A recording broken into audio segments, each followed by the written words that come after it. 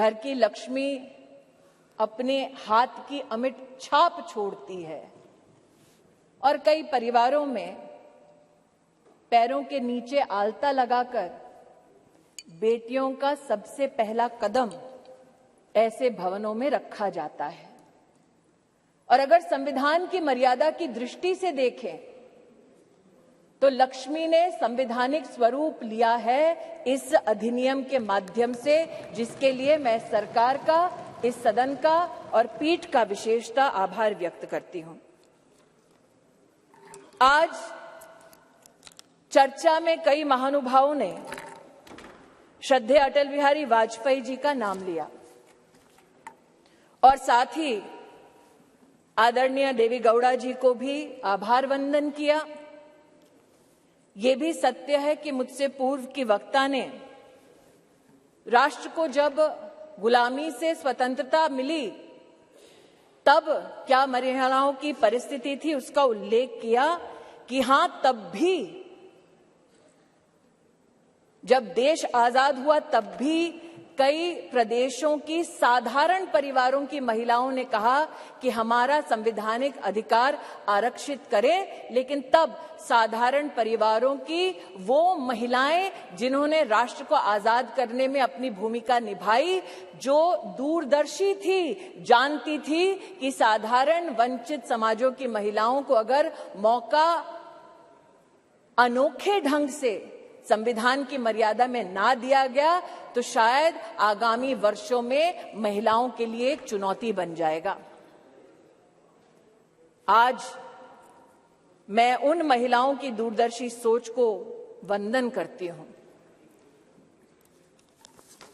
महोदय, 1971 में तब की सरकार में एक कमेटी का गठन हुआ on the status of women in India, और आज मैं विशेष रूप से आपका ध्यान आकृष्ट करती हूं 1974 में जब कमेटी ने अपनी रिपोर्ट को साझा किया तो उसके 7वें चैप्टर में पॉलिटिकल स्टेटस के वर्णन में ये इंगित है कि तब भारतीय जनसंघ ने कहा था कि महिलाओं को कॉन्स्टिट्यूशनली गारंटी कीजिए। They were the advocates for women's reservation. आज जनसंघ के उन नेताओं को, उन चिंतकों को मैं आभार व्यक्त करती हूं।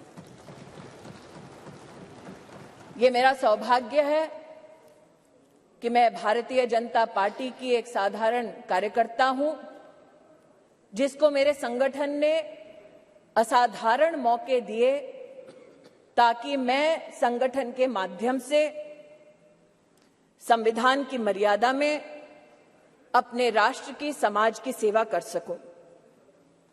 ये भाजपा के कार्यकर्ताओं का गौरव है कि इस राष्ट्र में अपने संगठन में पहली बार महिलाओं को आरक्षण देने वाली राजनीतिक पार्टी भारतीय जनता पार्टी बनी। ये भी कहना सत्य होगा कि व्यवस्थाओं को किस दृष्टि से संगठन में सम्मिलित करना, इसके लिए साल 2007 में नेशनल एग्जीक्यूटिव की मीटिंग के अंतर्गत तब के हमारे राष्ट्रीय अध्यक्ष और अब के हमारी कैबिनेट के वरिष्ठ नेता श्री राजनाथ सिंह जी ने एक कमेटी का गठन किया। ये सौभाग्य है मेरा कि उस कमेटी में आज 2 सदस्य वर्तमान इस सदन में उपस्थित हैं।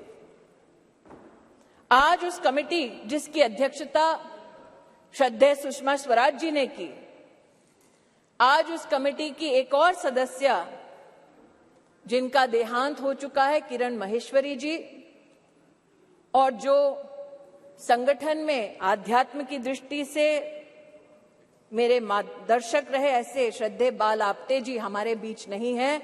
मैं उनके योगदान के लिए उनको नमन करती हूं। यह भी उचित होगा अध्यक्ष जी कहना कि उस कमेटी में नजमा हिप्तुल्ला जी थी, उनका आभार वंदन करती हूं। सुमित्रा महाजन जी थी, जिन्होंने बार बार लगातार अपनी पुण्य भूमि से इंदौर से चुनाव जीतकर हम सबका गौरव बढ़ाया।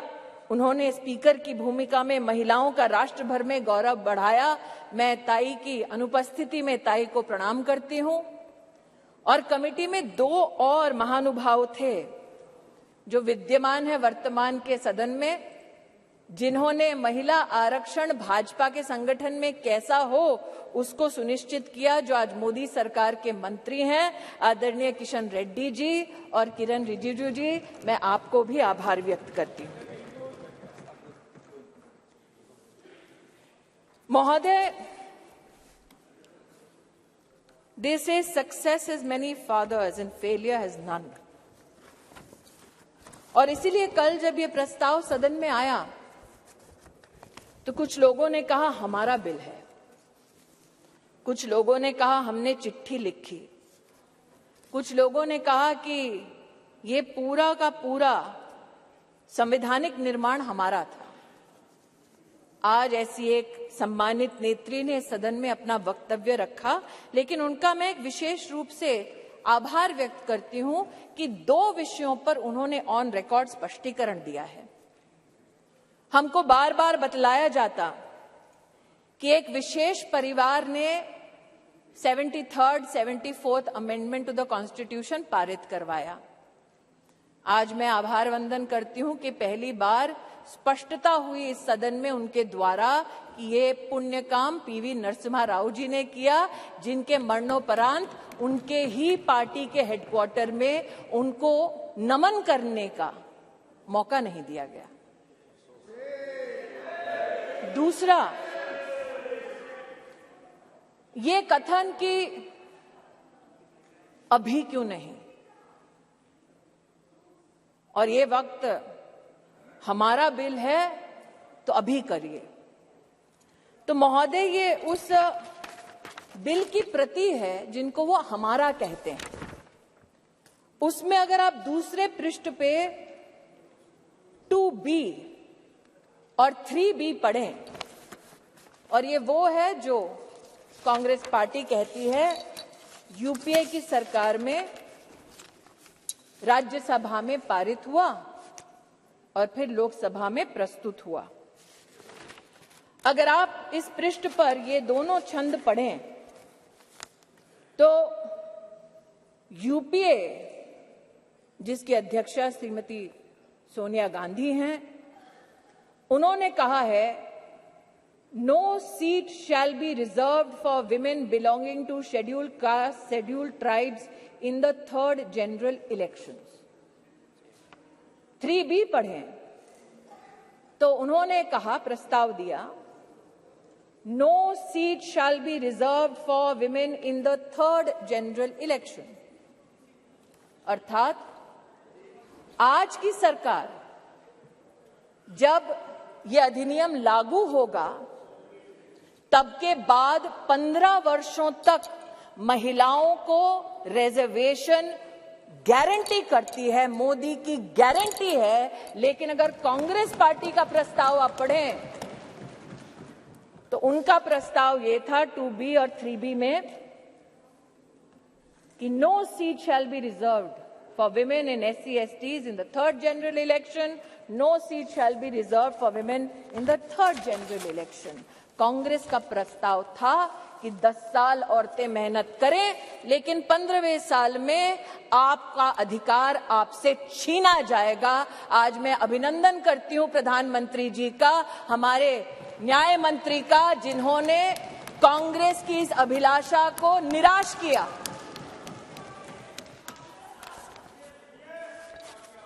फिर इनका ये वक्तव्य कि आप अभी क्यों नहीं कराते। महोदय, हम जानते हैं कि संविधान को छिन्न भिन्न करना ये कांग्रेस की पुरानी आदत है, लेकिन आज अगर आप इसी गरिमामय संविधान के अनुच्छेद 82 को पढ़ें, 82 ये किताब नहीं है संविधान का मेरे हाथों में, तो आपके लिए किताब होगी, हमारे लिए पूजनीय है, संविधान है ये।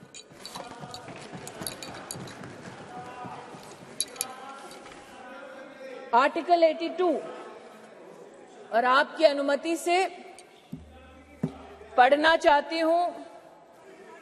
Upon the completion of each census, allocation of seats in the House of the People to the states and division of each state into territorial constituencies shall be readjusted by such authority and in such manner as Parliament may by law determine, provided also that until the relevant figures for the first census taken after the year 2026 have been published. तो क्या ये विपक्ष के नेताओं का मत है कि जो संवैधानिक प्रक्रिया इंगित है संविधान में उसकी अवहेलना हो? Should we not abide by the Constitution? Is that the position taken by leaders of the opposition parties? That is my humble suggestion and submission. फिर यह आरोप लगाया गया कि आप ओबीसी और मुस्लिम रिजर्वेशन क्यों नहीं देते?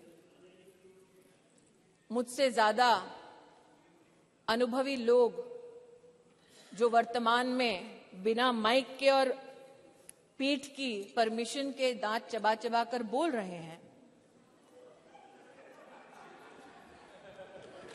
उनको शायद इस बात का आभास नहीं कि संविधान में धर्म के आधार पर आरक्षण वर्जित है। इसलिए मैं आज आपके माध्यम से महोदय आग्रह करना चाहती हूं कि ये भारत वो भारत है जहां पर आज लोगों के पास व्यवस्थाएं डिजिटली भी पहुंची हैं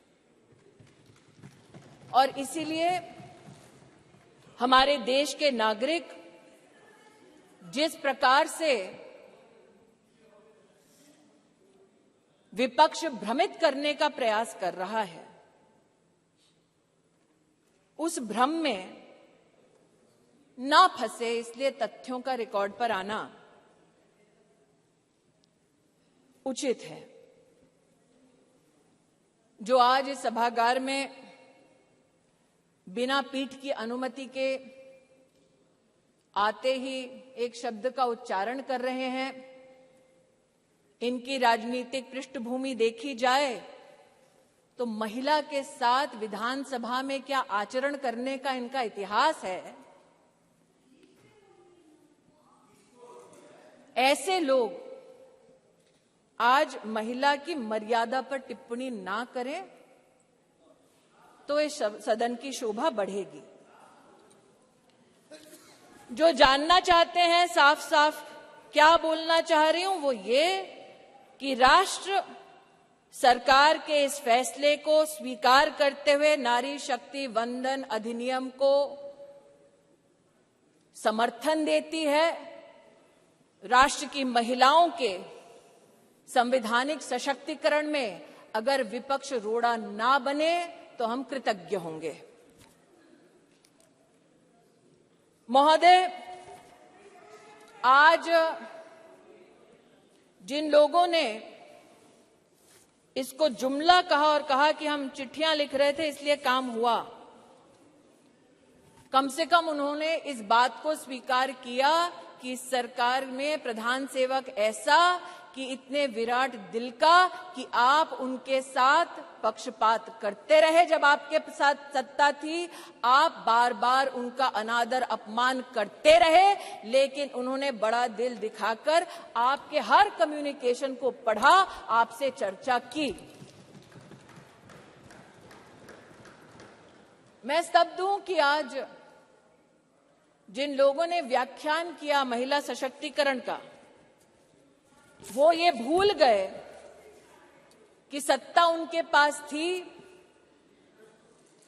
चमन उन्होंने लूटा वरना आज जैसा कि प्रधानमंत्री जी ने कहा, कब का ये गुलिस्तान हो चुका होता और हम जो साल 2014 में माननीय प्रधानमंत्री जी के नेतृत्व में देश की सेवा के लिए अनुग्रहित भाव से इस सदन में आए, हमने तब से लेकर अब तक महिला उत्थान के लिए विभिन्न इकाइयों के माध्यम से, योजनाओं के माध्यम से प्रयास किए। इस सदन में महिलाओं के लिए टॉयलेट्स बनाने की बात हुई। इस सदन में महिला को किस प्रकार से घर दिलवाया उसकी बात हुई। लेकिन महिला सशक्तिकरण माननीय प्रधानमंत्री जी के लिए एकमात्र टर्म से संबंधित, योजना से संबंधित संकल्प नहीं। जब से उन्हें भारतीय राजनीति में राष्ट्र की, प्रदेश की अपनी सेवा करने का मौका मिला, तब से उन्होंने कहा कि मातृशक्ति गवर्नेंस का केंद्र बिंदु होना चाहिए, क्योंकि इन्हीं महिलाओं के माध्यम से प्रदेश और देश विकसित हो पाएगा। उसके आपके सामने 2-3 उदाहरण रखना चाहती हूं। एक, साल 2006 में जब माननीय प्रधानमंत्री जी के पास प्रदेश में मुख्यमंत्री की जिम्मेदारी थी, तो उन्होंने जेंडर इक्विटी की पॉलिसी बनाई, लेकिन मात्र पॉलिसी तक सीमित नहीं रहे। अपने 10 अलग अलग विभागों के माध्यम से उन्होंने जेंडर बजट को भी प्रस्तुत किया। और जो आज कह रहे हैं कि मुद्दे पे आओ, तो मुद्दे की बात ये कि जब उनकी सरकार थी तो जेंडर बजट की दृष्टिकोण से साल 2013-14 का आंकड़ा था 90,000 करोड़ और मोदी की सरकार में 23-24 का जेंडर बजट अगर आप देखें तो वो है 2,23,000 करोड़। ये मुद्दे की बात पर आना चाहते हैं। मुद्दे की बात ये कि जब प्रधानमंत्री जी के पास प्रदेश की जिम्मेदारी थी, तब उन्होंने बेटियों की शिक्षा के लिए अपने आप को समर्पित किया।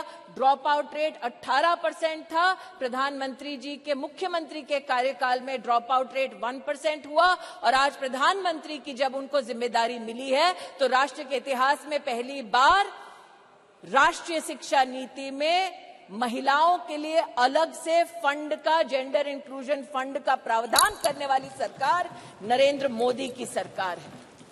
ये कहते हैं मुद्दे पर आओ, तो मुद्दा ये कि जब प्रधानमंत्री जी के पास प्रदेश की जिम्मेदारी थी तो उन्होंने ई ममता एक कार्यक्रम शुरू किया ताकि गर्भवती माताएं, बच्चे, उसके माध्यम से सरकारी व्यवस्था से उनका बेनिफिट ट्रैक हो सके, कौन वंचित है उस तक हम पहुंच सके। और आज नरेंद्र मोदी जब देश के प्रधानमंत्री हैं तो राष्ट्र के इतिहास में पहली बार पोषण ट्रैकर के माध्यम से देश के 7.5 करोड़ बच्चे और 2.5 करोड़ महिलाओं को पोषण अभियान के माध्यम से डिजिटली सेवा पहुंचाई जाती है। ये कहते हैं मुद्दे की बात पर आओ, तो मुद्दा ये कि जब प्रधानमंत्री जी के पास प्रदेश की जिम्मेदारी थी तो उन्होंने मां वात्सल्य योजना की शुरुआत की, जहां महिलाओं को लगभग 1.5 लाख रुपए के माध्यम से, जिनकी एनुअल इनकम थी, उनको 4 लाख से ज्यादा की मेडिकल ट्रीटमेंट सरकारी व्यवस्थाओं में देने का काम नरेंद्र मोदी जी ने किया। और आज आयुष्मान भारत योजना के चलते 10 करोड़ गरीब परिवार, 10 करोड़ गरीब महिलाओं को सुविधा, 24,000 से ज्यादा अस्पतालों में, 1,60,000 से ज्यादा स्वास्थ्य केंद्रों में सेवा देने वाली सरकार मोदी की सरकार है, भाजपा की सरकार है। इसलिए जो कहते हैं कि महिला सशक्तिकरण मात्र आज एक चुनावी मुद्दा है, उनसे कहना चाहती हूं, नरता का आदर्श तपस्या के भीतर पलता है, देता वही प्रकाश आग में जो अभित जलता है।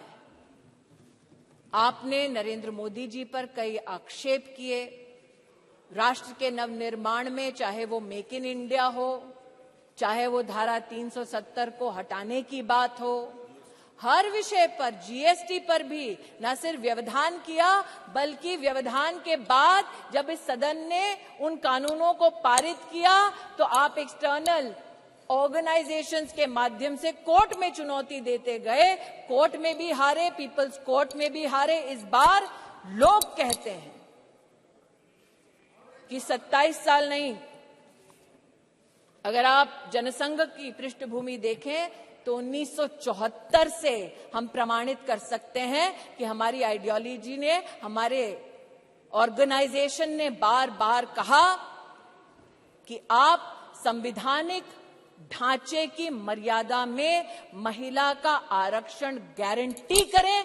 मोदी आज इस अधिनियम के माध्यम से महिलाओं को जो वंचित है वो अधिकार गारंटी कर रही हैं, और इसीलिए पूरे सदन से विनम्र आग्रह है कि एक साइंटिफिक पद्धति से संविधान का संरक्षण करते हुए जो प्रस्ताव सरकार लेकर आई है, वाकई में अगर आपकी रुचि महिला को पॉलिटिकली सशक्त करने की है तो आप इस अधिनियम का समर्थन करें।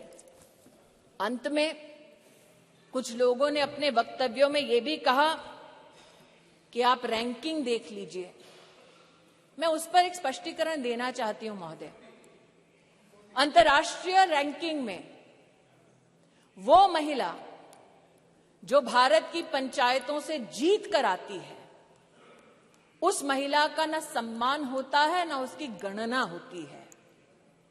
अंतर्राष्ट्रीय रैंकिंग्स में वो महिला जो विधानसभा या विधान परिषद में चुनकर आती है, उस महिला की भी गणना नहीं होती, उसकी भी गिनती नहीं होती।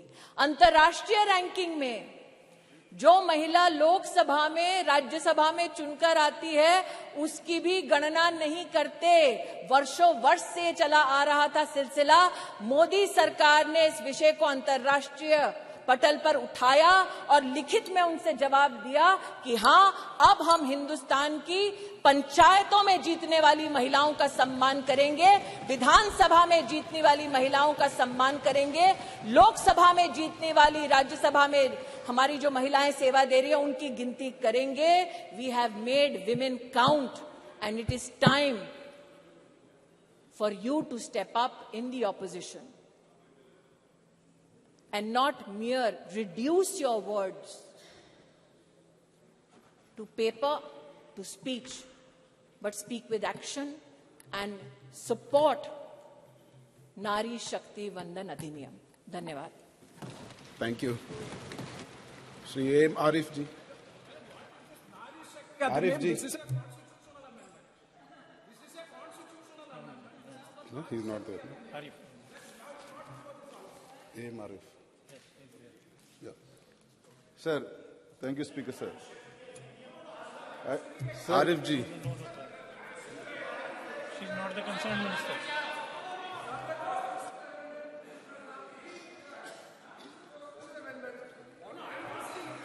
Arif ji, please.